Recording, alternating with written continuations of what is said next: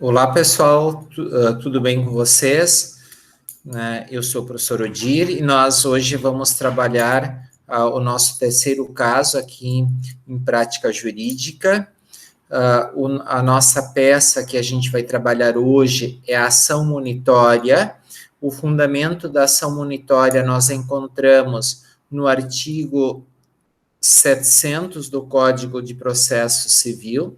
Eu vou compartilhar aqui a tela para mostrar para vocês.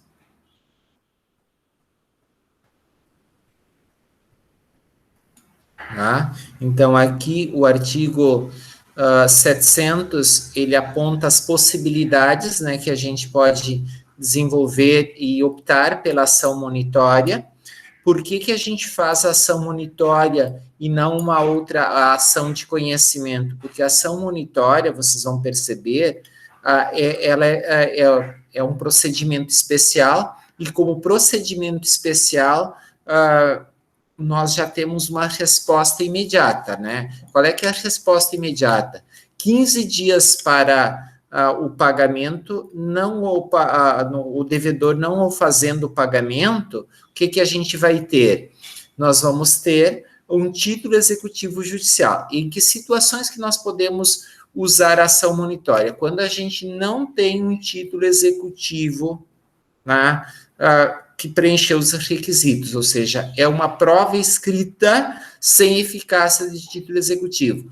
Pode ser um cheque prescrito, pode ser um contrato sem as assinaturas, são alguns exemplos que a gente pode utilizar a ação monitória. E o que a gente pode exigir na ação monitória? O pagamento de quantia em dinheiro, a entrega de coisa fungível ou infungível, ou de bem móvel ou imóvel, e também o adimplemento de obrigação de fazer e de não fazer, tá? A prova escrita é muito importante, tá, gente? Então, depois, na sequência, eu vou mostrar a orientação do caso de hoje, tá? Então, a prova escrita, ela precisa constar, é documento obrigatório na ação monitória, tá? E aqui no parágrafo 2º, né, do artigo 700, ele aponta o que cabe, né, na petição inicial. A explicação, né, explicitar a importância devida, instruindo com memória de cálculo, tá? Sempre importante ter essa memória de cálculo.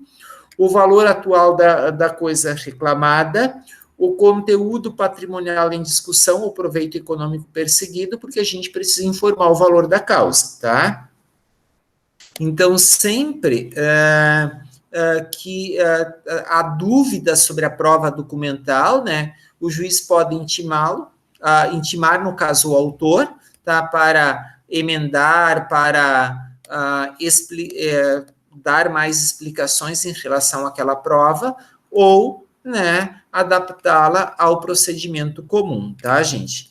E sendo recebida a ação monitória, o que vai acontecer? Meus amigos, o juiz vai expedir o mandado de pagamento, ou de entrega da coisa, ou de execução da obrigação de fazer ou não fazer, e o devedor da obrigação, ele tem 15 dias para cumpri-la, tá? Cumprir, e o pagamento de honorários, tá? De 5%, tá, gente?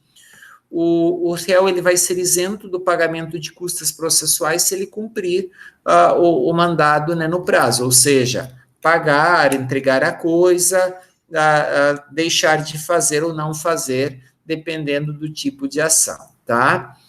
E eu agora vou mostrar para vocês aqui o caso 3, que é o caso que a gente vai trabalhar. Então, se trata de um caso de contrato de venda de maquinários, tá? A empresa ESG, ela não pertence ao Simples Nacional, então, não pertencer ao Simples Nacional, a gente já descarta de vez aquela ideia do juizado especial, mas como se trata de um procedimento especial, é numa vara cível que a gente precisa fazer a distribuição, tá?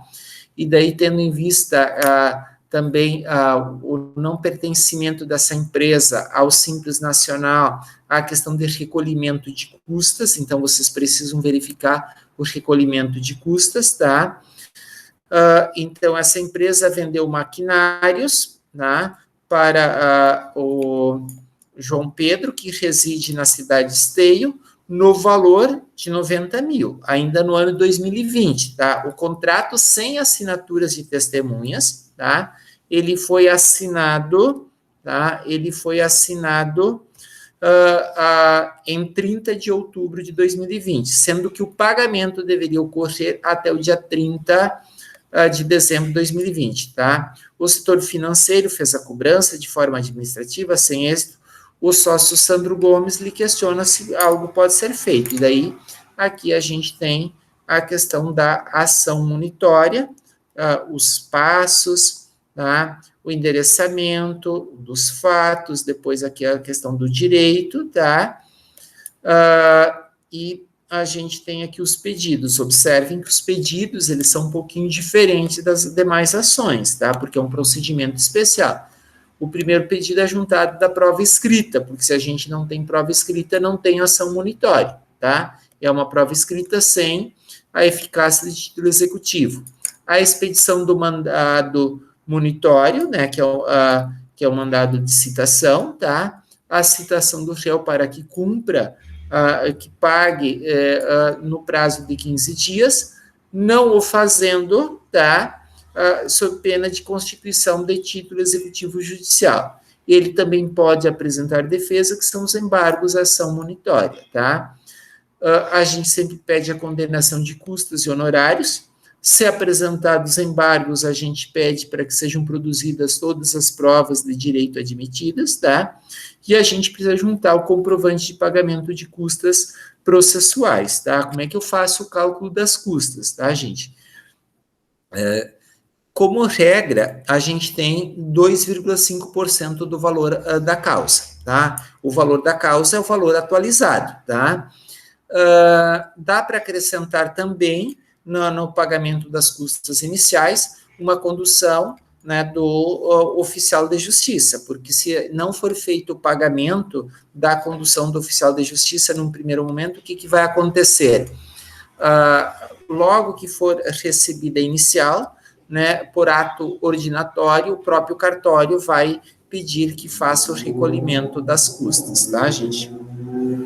Com isso, tá, esta é a ação que a gente tem, lembre sempre no final, nesses termos, pede deferimento, colocar a data e a assinatura, claro que é o nome de vocês ali no final da peça, tá, gente?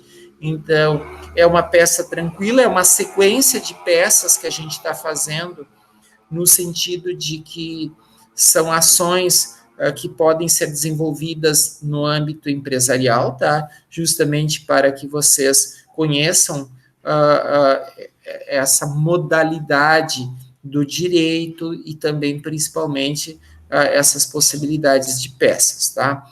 Caso tenham alguma dúvida, vocês, por favor, queiram contatar sempre que eu estou à disposição, tá, gente?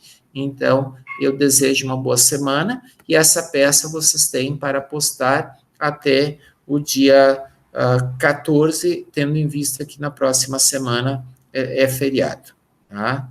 Então, obrigado a todos.